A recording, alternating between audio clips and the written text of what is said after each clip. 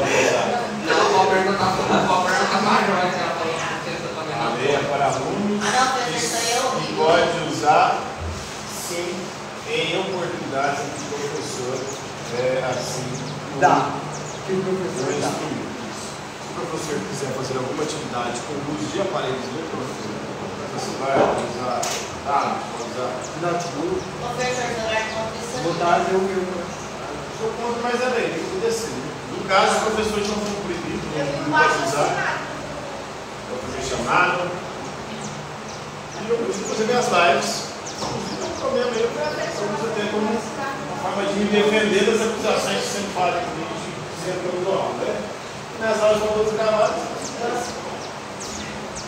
Mas, continuando, sempre uma vez por mês nós temos as vacinações de livros e livros, para que vocês possam conhecer as origens e significados das mais diversas expressões mitológicas espalhadas ao redor do nosso planeta.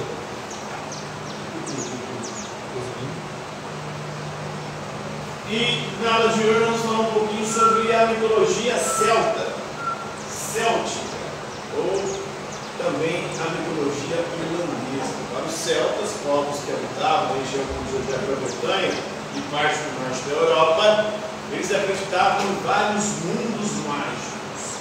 O que eram os mundos mágicos na mitologia celta ou na mitologia irlandesa?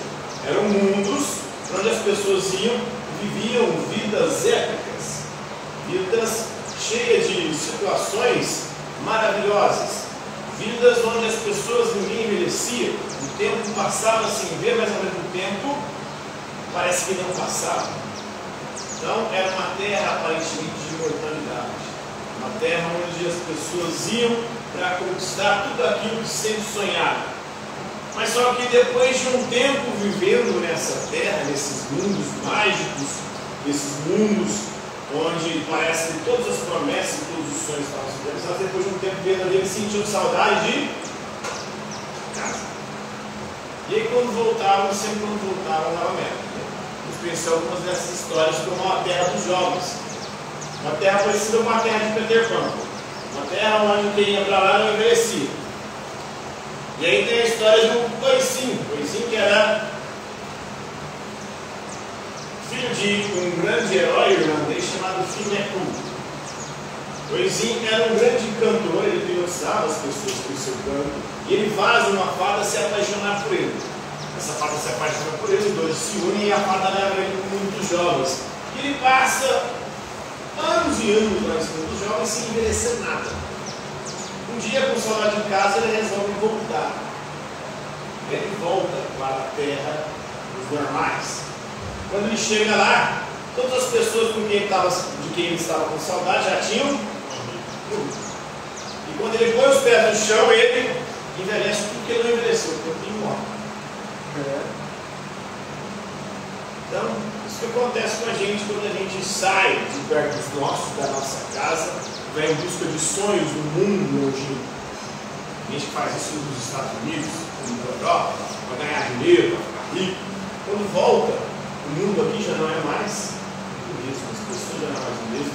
Aquela terra que você sentia saudade já não é mais o mesmo, nem você é mais o mesmo. Tudo mudou, tudo se transformou. E você não encontrou lá tudo aquilo que você sonhava, nem encontrou aqui tudo aquilo que você esperava quando retornasse. Acontece muito também com as pessoas, né? De forma geral. Então é um mito que mostra isso.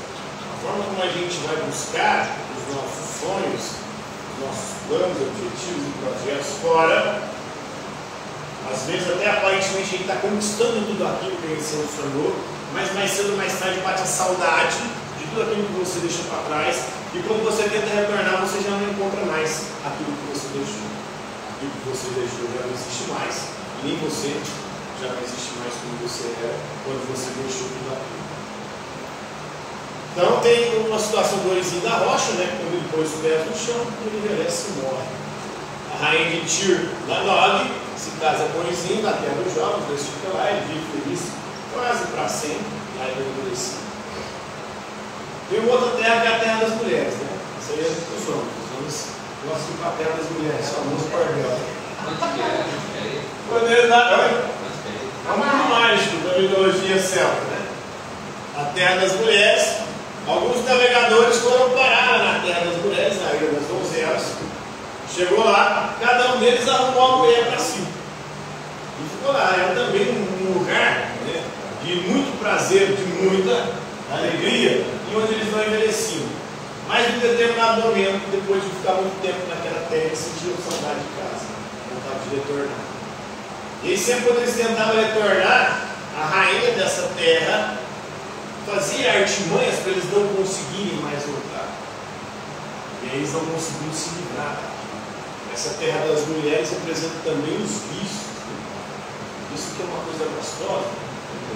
Quando você vai lá, você experimenta aquilo, que ele é bom demais, mas quando você quer largar, meu amigo, sempre tem alguma coisa te puxando, te prendendo, não deixando você largar isso. O navio celta também representado pelos navegantes, né?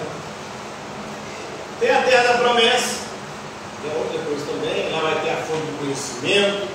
São todos esses mundos mágicos, eles representam todos os sonhos e os objetivos dos seres humanos, ou as empreitadas que o ser humano faz na vida, mas sempre dá como os dados. Então, a fonte de conhecimento, aparentemente, você vai adquirir o conhecimento de forma fácil, só acessando essa fonte, mas para chegar a isso, você tem que passar por anos e anos de aventuras e de desventuras, né? Você vai criar a coisa do mamãe? Você está escutando. Não sei como que é. Isso não é verdade. Então, eu achei isso aqui. Então, Ok? E na terra da promessa tinha o São Brandano, que é um santo católico, né, da Irlanda, muito famoso, mas se tornou também uma figura lendária, teria vivido do século VI. E aí, em uma das viagens em busca do paraíso perdido de São Brandano, ele acreditava que poderia encontrar o paraíso, o jardim do Éden, ele encontra com Judas Iscariotes.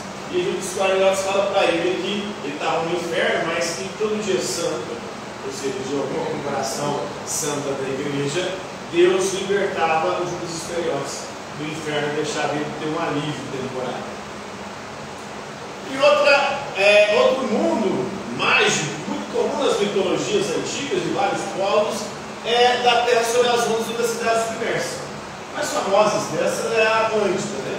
Mas os irlandeses, os celtas também tinham a sua mitologia das cidades submersas. A cidade que ficou sobre as águas, ela foi inundada, mas continuou a existir da mesma forma, os habitantes continuaram a viver mesmo debaixo d'água.